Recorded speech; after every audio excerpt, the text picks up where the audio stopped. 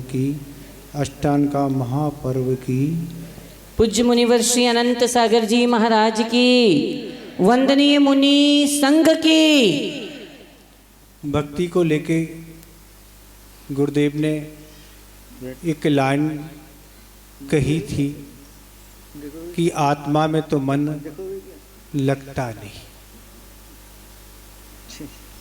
तो इसलिए अपने जीवन को उस भक्ति से जोड़ लो। क्योंकि आगम में आचार्य ने गृहस्थों के लिए उल्लेख किया है कि गृहस्थों को आत्मा का ध्यान होता नहीं। ये तो आत्मा का ध्यान साधुओं को ही होता है। तो इसलिए आचार्य महाराज ने कहा था कि आत्मा में तो मन लगता नहीं, आत्मा का तो ध्यान हो नहीं पाता है, तो इसलिए अपने जीवन को उस भक्ति से जोड़ लो। और जिसने भक्ति से अपने को जोड़ लिया, तो जिसकी भक्ति की जा रही है वह भी उस स्वरूप में बन जाता है। तो आगम में अनेक क्रियाओं का उल्लेख आचार्य ने किया है कि किन क्रियाओं से संसारी प्राणी का कर्मों का क्षय होता है। अनेक प्रकार के तप भी है, दान भी है, पूजा भी है और भी अनेक तरह की साधनाएं हैं। पर आचार्य ने भक्ति को भी एक महत्वपूर्ण स्थान दिया है। ऐसे ऐसे आगम में उल्लेख मिलती हैं। आचार्य पूज्यपाद महाराज ने तो यहाँ तक समाधि तंत्र में उल्लेख कर दिया है कि जिस तरह से वह दीपक बाती की संगति से दीपकमय हो जाता है, इसी तरह यह आत्मा भी संसारी प्राणी की आत्मा अगर उनकी उपासना करता है अरहंत और सिद्धों की, तो वह भी अरहंत और सिद्ध बन जाता है। तो कहने को एक लगता होगा कि भक्ति एक बहुत छोटा कार्य है। छोटा नहीं, बहुत बड़ा कार्य है। क्योंकि जिसकी भक्ति की जा रही है, जिनके गुणों का बखान किया जा रहा है, वो उनके बखान करते समय जो भी अशाता कर्म चल रहे हैं, वे अशाता कर्म सारे के सारे समाप्त हो जाते हैं और ऐसी शाता का बंध होता है कि वह भवों भवों तक कार्य आता है। कि सीता का ही एक उदाहरण देख लें कि पूर्व कर्म के युग से ऐसा एक अपवाद बन गया, पर वस्तुतः उस भाव में किसी तरह की कोई उनसे त्रुटि नहीं हुई थी। वो तो पूर्व भाव की त्रुटि थी कि उसके फल स्वरूप यह कर्म उदय में आ गया। पर सामने वाले का श्रद्धान कितना मजबूत है कि कुछ भी परेशानी कुछ भी आ जाए, पर हमारा कर्म का उदय ही है। और परीक्षा जब ली गई तो बस एक ही उपासना थी, वैसे पंचवेष्टियों का ही उन्होंने ध्यान प्रारंभ कर दिया। व्यक्ति तो सामान्य अग्नि से ही डरता है, पर जहाँ अग्नि उस कुंड में दहक रही हो कि जिनको मिनटों में सारा का सारा शरीर भस्मसात हो सकता है, ऐसी तीव्र अग्नि में परीक्षा लेने के लिए कहा गया। पर वह अरहंत और सिद्धों की उपासना, उनकी भक्ति के फल स्वरूप किसी को याद नहीं किया, सिर्फ अपने परम परमेष्टियों को ही याद किया। यहाँ अग्नि जल रही है और नीचे से क्या हो रहा है, जल की वर्षा प्रारंभ हो गई। चूंकि वह सती थी, उसका पर पुरुष से कभी किसी प्रकार का कोई संबंध नहीं हुआ, वह सच्चाई मार्ग पर चलने वाली थी और उसने भक्ति की। यहाँ पानी जैसी बारिश हुई, सारी की सारी अग्नि समाप्त हो गई। तो ये है प्रभु की उपासना का फल, कि प्रभु की उपासना की जाती है, पर उपासना हर व्यक्ति की नहीं की जाती है।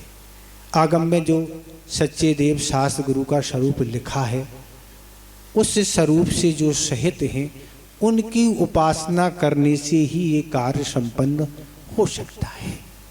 हम किसी की भी उपासना करना चालू कर दें तो जो उपासना के पात्र नहीं हैं उनकी उपासना नहीं की जाती है, और जो उपासना के पात्र हैं अगर उनकी उपासना हम नहीं करते हैं तो भी हम सम्यक दर्शन से सहित नहीं है। तो उपासना उन्हीं की आगम में कही है जिनकी उपासना करने योग्य है। तो ऐसे प्रभु की उपासना करते हैं। अष्टांग का पर्व आज से प्रारंभ हो गया है। वर्ष में 3 बार अष्टांग का पर्व आते हैं। ये तो पर्व बहुत बहुमान के साथ निकालना होते हैं, और ऐसे अवसरों पर विशेष प्रकार का पुण्य संचय हुआ करता है, विशेष प्रकार की कर्मों का क्षय हुआ करता है। मैं तो आपको मैना सुंदरी का सारा प्रसंग पता ही है कि एक भक्ति का ही कितना दृढ़ सिद्धांत था। बस ये है, अंतर इतना ही है कि उस समय ये फोटोग्राफी का ज़माना नहीं था, मोबाइल का ज़माना नहीं था, और भी सारे कारण नहीं थे, प्रचार प्रसार के साधन नहीं थे, पर भक्ति इतनी दृढ़ थी।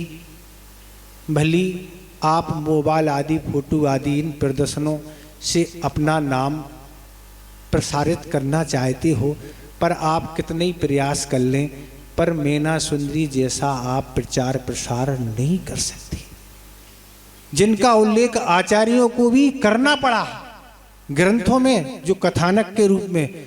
वो क्या कर सकते आप कथानक, आपका नाम आचार्य के द्वारा लिखित आ जाए। इसलिए आचार्य महाराज ने कहा कि देखो, आचार्य संबद्धभट्ट महाराज ने, रत्न साहबचार ने, एक से एक बड़े बड़े सेठ हुए, सब कुछ काम की, राजा महाराजा, पर उनका नाम उल्लेख नहीं कर रहे हैं। किनका नाम उल्लेख कर रहे हैं उन कथाओं में? किनका? चंडाल का उल्लेख कर दिया, कहीं किसी कथा में किसी का क्यों कर दिया उल्लेख? कोई नहीं मिला क्या? नहीं, ऐसा दृढ़ श्रद्धान नहीं रहता है।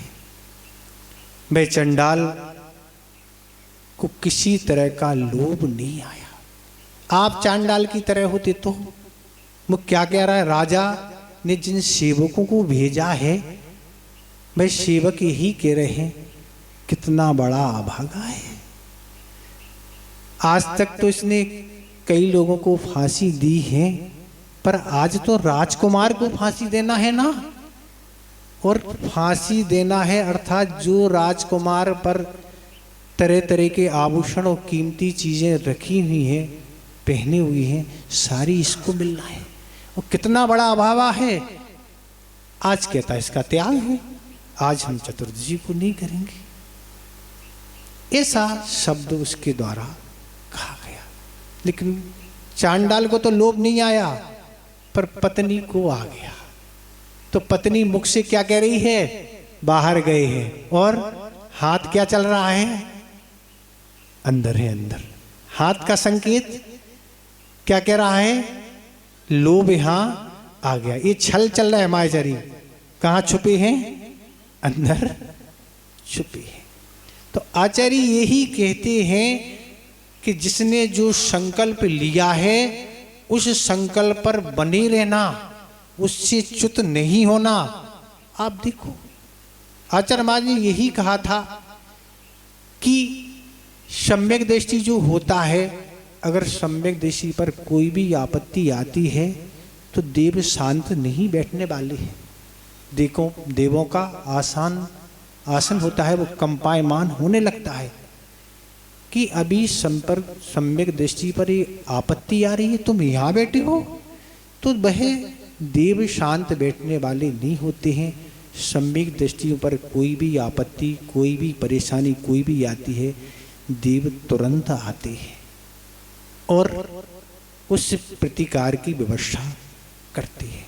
तो सम्यक दृष्टि जो है, सच्चे देव शास्त्र गुरु को मानने वाला, उस पर कोई भी आपत्ति आएगी, देव आके उसका प्रतिकार करेंगे। बस साता कर्म का उदय चाहिए, ये भी एक सातवें सिद्धांत है। महाराज अनेकों उदाहरण आगम में मिलते हैं, ये हो रहा वो हो रहा, पर वो तो दूर होते ही नहीं। धर्म, अब क्या धर्म करें हम, इतने वर्षों से धर्म कर दे रहे हैं पर कुछ चमत्कार हो ही नहीं रहा। तो आचार्य कहते साथ में साता कर्म भी चाहिए है। जब तक साता कर्म का उदय नहीं आएगा तब तक क्या होगा, सामने वाला सहयोग नहीं कर सकेगा। और जब तक असाता कर्म का सद्भाव नहीं होगा तब तक सामने वाला कितने ही परेशान करने के उपाय करे, कुछ भी करे, तो वो आपको कोई भी बाधा पहुंचा नहीं सकता। असाता का उदय आवश्यक है। तो ऐसी सीता का उदाहरण है। तो आचार्य महाराज ने यही कहा था कि सम्यक दृष्टि जो होते हैं, सच्चे देव साधु की उपासना करने वाले, तो देव शांत बैठने वाले नहीं, देव आके उस उपद्रव को शांत करते हैं। तो आचार्य महाराज ने यही कहा था कि आत्मा में मन लगता नहीं, अपने को भक्ति से उद्घाटित कर लो, भक्ति में अपना मन लगा लो, और वह भक्ति से असाता कर्म जाएगा। और साता कर्म का उदय जैसे ही आएगा, सारी की सारी उपद्रव की स्थितियाँ दूर हो जाएंगी। तो इसलिए ये प्रसंग है, ऐसा महान पर्व स्थान का पर्व होता है। वैसे तो गृहस्थों के 6 आवश्यकों में प्रतिदिन पूजन का विधान है, पर ये पर्व जो होते हैं इनमें प्रतिदिन की अपेक्षा और अधिक समय दिया जाए, तब तो हमारी उन विषय कषायों पापों से हमारी संगति छूट पाएगी। ये पर्व यही कहते हैं कि ये इनसे घटाते हुए क्या करो, उस समय को कहाँ बढ़ाओ, पुण्य कार्य में बढ़ाओ। तो इस मनुष्य पर्याय की कुछ सार्थकता होगी। जैसा जीवन हम प्रतिदिन जी रहे हैं वैसे ही हम पर्व में भी वही कर रहे हैं, तो हम क्या है, उस पर्व का महत्व नहीं समझ रहे हैं। तो इस तरह से भक्ति को जोड़ने के ऐसे प्रसंग होते हैं। आचार्य महाराज ने एक प्रसंग सुनाया था कि आज तो आपको विधान पंचीर्ण के बहुत सहज हो गए हैं। पहले जमाने की बात आपको सुनाना चाह रहे हैं। आचार्य महाराज ने एक मध्य प्रदेश में एक सागर नगर है, वहाँ के लोगों को एक विधान करना था। चतुर्मास का समय था और जो भी विद्वान, जयपुर से एक विद्वान को विधान करने के लिए बुलाया था, पर बारिश अधिक होने से ट्रेनों का आवागमन रद्द हो गया। आना था उनको, विधान की सारी तैयारी कर ली गई, उनको आना था, सारी सामग्री भी रख ली, शुद्धि करके सारी सामग्री लग ली, विधान करने वाले भी सारे उपस्थित हैं और उनको विधान कराने आना। पर अचानक ट्रेन रद्द हो जाने से वे विद्वान उस कार्यक्रम में नहीं आ पाए जिनको विधान कराना था। आखिर सारे लोगों ने विचार किया अब करें क्या। सारी द्रव्य रखी हुई है, द्रव्य चराने वाले सारे उपस्थित हैं, सब कुछ हैं, पर विधान पढ़ना आता नहीं। विधान की क्रिया किस क्रम से कैसी की जाती है ये कोई जानता नहीं। अब आखिर क्या करें, तो बस सारी सामग्री उदक चंदन तंदुल बोल के सारी द्रव्य समर्पित कर दी, हो गया विधान। तो पहले का ये भी जमाना था, पर आज हम आप कितने पुण्यशाली हैं, कितने भाग्यशाली हैं कि आप जब चाहो आप विधान कर सकते, जब आप चाहो पंचाणक कर सकते, बड़े बड़े अनुष्ठान कर सकते। ये सारी बाधाएं दूर हो गई। ये महान आचार्यों गुरुओं का प्रभाव है, ऐसे विद्वानों का प्रभाव है कि ये सारी चीज़ें आपको प्रत्यक्षाचारी आदि सब कुछ सहजता से मिल जाते हैं। बस आपको तो केवल अपना मन लगाना है। आपने मन अगर नियंत्रण और कंट्रोल में कर लिया उस अनुष्ठान में मन को सम्मिलित कर लिया तो आप क्या हो गए, पूर्ण रूप से पाश हो गए। तन तो रहते ही है, तन तो थोड़ा चलता ही रहता, हाथ पैर सिर राउंड चेयर की तरह गर्दन झूमती रहती है, पर मन तो ज्यादा झूमता है। और अगर मन को नियंत्रण करके हम उस अनुष्ठान में लगा दें तो पुण्य की तो बाढ़ आ जाएगी। आचार्य महाराज जी एक बार कहा था कि सम्यक दृष्टि का पुण्य तो ऐसा होता है कि वह कहीं भी जाए वह पुण्य उसका पीछा छोड़ता नहीं, जहां भी वो जाता है। अब कहे महाराज नरकों में भी, तो नरकों में तो क्या है, नरकों में तो वहां क्या है,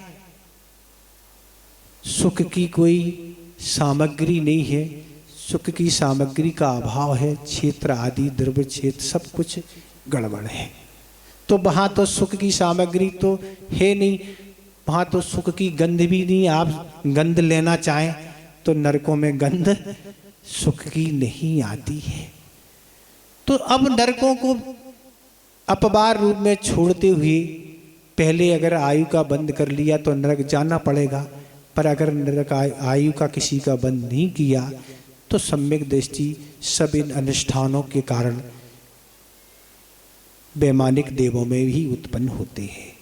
और वहाँ तो सारी सामग्री मिलती ही है, वहाँ तो आपको कुछ करना ही नहीं, न नौकरी करना, न खेती करना, न कोई व्यापार करना, सब कुछ आपको उपलब्ध है।